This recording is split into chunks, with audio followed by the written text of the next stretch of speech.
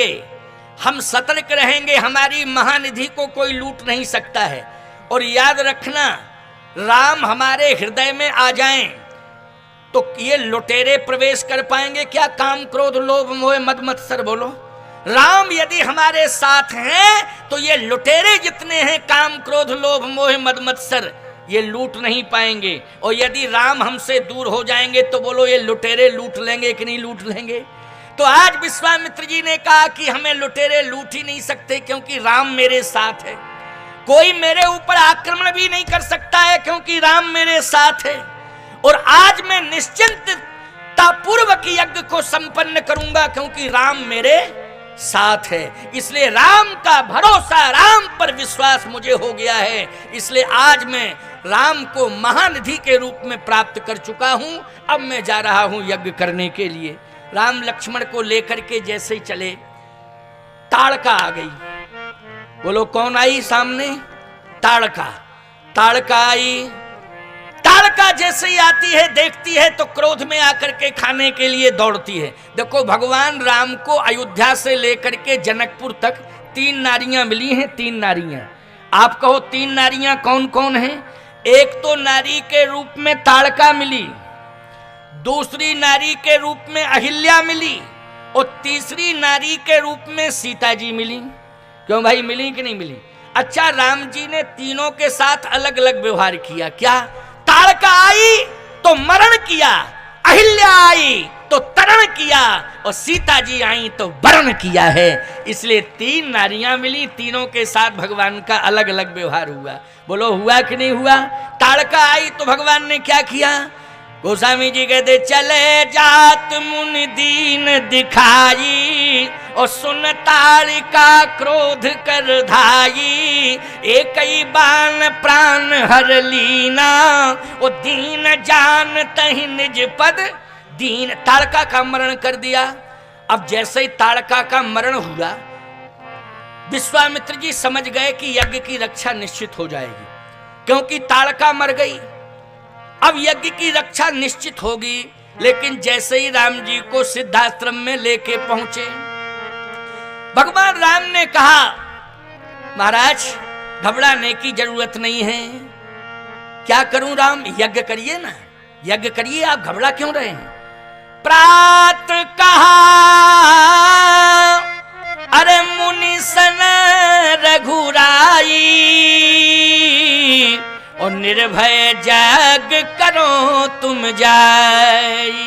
का आप निर्भीक होकर के यज्ञ करिए, डरने की कोई जरूरत नहीं। विश्वामित्र जी ने कहा, आप कह रहे हो तो मैं यज्ञ करता हूं। और जैसे ही यज्ञ प्रारंभ किया तो सुन मारीच निशाचर कोही, और ले सहाय धावा मुनि द्रोही, और बिन फर बाण राम तहि मारा, सतजो जन गा सागर पारा, पावक सर सुबाहु पुनि मारा, ओ अनुज निशाचर कटक संहारा। मारीच को बिना फल के बाण से, फर नहीं था, बिना फल का बाण था, बिना फल के बाण से समुद्र के उस पार भेज दिया मारीच को। लेकिन सुबाहु को अग्निबाण से जला दिया। अब ईमानदारी से बताओ, मारीच दोष है कि नहीं? और सुबाहु दुख है? अच्छा बोलो, दोष को मारा जाता है कि दोष को दूर किया जाता है? जल्दी बोलो। दोष को मारा नहीं जाता है, दोष को। अच्छा एक बात बताओ, जिसके अंदर दोष है उसी को मार दोगे क्या? उसी को मार दोगे जिसके अंदर दोष है। सावधान, प्रयास ये किया जाता है कि इसका दोष दूर हो जाए, ये बच जाए। क्यों भाई? यही प्रयास किया जाता है ना, कि इसके अंदर जो दोष है वो दोष दूर हो जाए, ये बच जाए। तो दोष को दूर किया जाता है, लेकिन दुख का अंत किया जाता है। बोलो, दुख का क्या किया जाता है? अंत किया जाता है। तो दोष रूपी मारीच को समुद्र के उस पार दूर कर दिया, और सुबाहु रूपी दुख का अंत कर दिया। लेकिन एक बात आपको बताएं, ये किया कैसे? भगवान ने माध्यम किसे बनाया? दोष को दूर करने में और दुख का अंत करने में माध्यम यदि बनाया है तो यज्ञ को बनाया है। सीधी सी बात यह है, ग्रामवासियों कान खोल करके सुन लेना, जिस गांव में यज्ञ होता है उस गांव का दोष दूर चला जाता है, उस गांव के दोष का अंत हो जाता है। यह यज्ञ का प्रभाव होता है। बोलो यही प्रभाव हुआ यज्ञ का कि नहीं हुआ? दोष रूपी मारीच दूर हो गया और सुबाहु रूपी दुख का अंत हो गया। यज्ञ सफल हो गया। जैसे यज्ञ सफल हुआ, विश्वामित्र जी ने भगवान राम से कहा कि मेरा यज्ञ तो सफल हो गया, फिर कई एक यज्ञ रह गया है। कौन सा यज्ञ रह गया है? राम धनुष जाग, अरे सुन रघुकुल नाथा, हरस चले मुनिवर के साथा। का धनुष यज्ञ रह गया है। हे राम, होमात्मक यज्ञ तो पूरा हो गया है, लेकिन जनकपुर में धनुष यज्ञ हो रहा है। उस धनुष यज्ञ में आप चलें और धनुष यज्ञ को सफल करें। भगवान राम ने कहा गुरुदेव बात यह है, आज आपका यज्ञ हो गया पूरा, अब धनुष यज्ञ आज नहीं होगा, धनुष यज्ञ कल होगा। इसलिए धनुष यज्ञ तो कल ही सफल किया जाएगा। आज समय नहीं है कि धनुष यज्ञ पूरा कर दिया जाए। आपका होमात्मक यज्ञ पूरा हो गया है, कल निश्चित रूप से धनुष यज्ञ पूरा हो जाएगा। तो कल आप सब श्रोता धनुष यज्ञ पर आधारित चर्चा सुनेंगे, क्योंकि भगवान राम ने स्वयं आश्वासन दिया है कि आज गुरुदेव आपका होमात्मक यज्ञ मैंने पूरा कर दिया है, लेकिन कल धनुष यज्ञ पूरा किया जाएगा। इसलिए धनुष यज्ञ कल पर छोड़ दिया जाए। तो सावधानी से सुनना, समझने की कोशिश करना।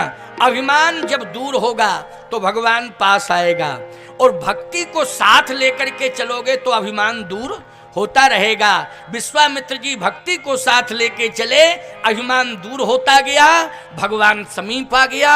भगवान जब मिल गया तो विश्वामित्र जी के यज्ञ की रक्षा हो गई। जब विश्वामित्र जी के यज्ञ की रक्षा हो गई तो याद रखना, यज्ञ जब सफल हो जाता है, होमात्मक यज्ञ जब सफल हो जाता है, तो याद रखना उसी यज्ञ की फलश्रुति है कि भक्ति रूपी जानकी भगवान का वर्ण कर लेती हैं, प्रभु श्री राम का वर्ण कर लेती हैं। बोलो भक्ति रूपी जानकी ने वर्ण किया कि नहीं किया? लेकिन जब यज्ञ सफल होगा तभी भक्ति वर्ण करेगी, और बिना यज्ञ सफल किए भक्ति वर्ण करने वाली नहीं है। इसलिए भक्ति ने कैसे वर्ण किया इसकी चर्चा हम आपको कल सुनाएंगे। आज इतना ही, लेकिन अभी बैठे रहना, अभी कीर्तन करना, आरती होगी, कीर्तन होगा।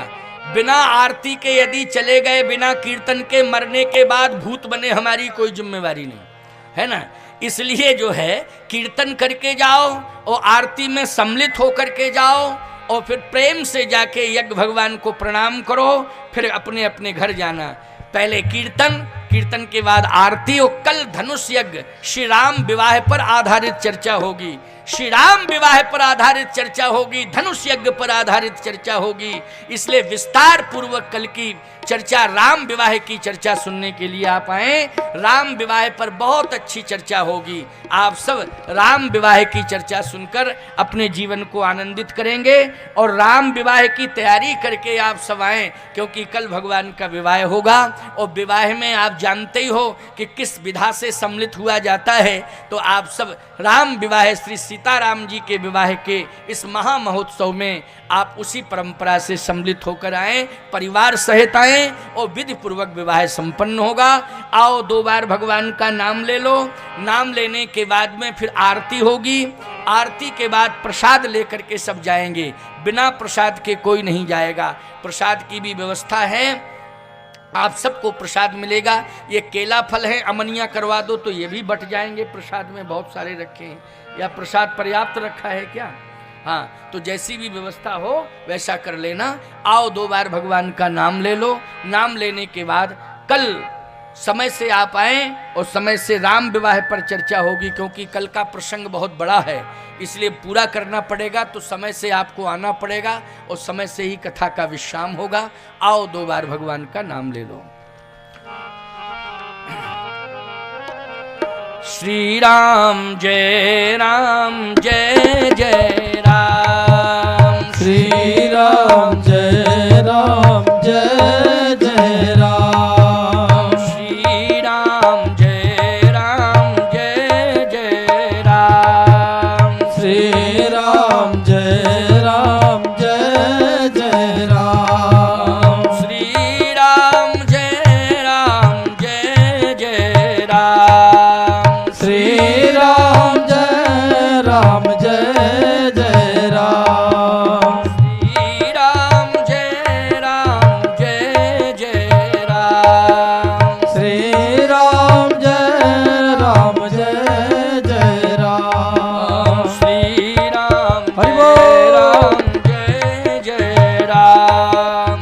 श्री राम जय राम जय जय राम। श्री राम जय राम जय जय राम। जय श्री राम जय राम जय जय राम। श्री राम जय राम जय जय राम। श्री राम जय राम जय जय राम। श्री राम जय राम जय जय राम।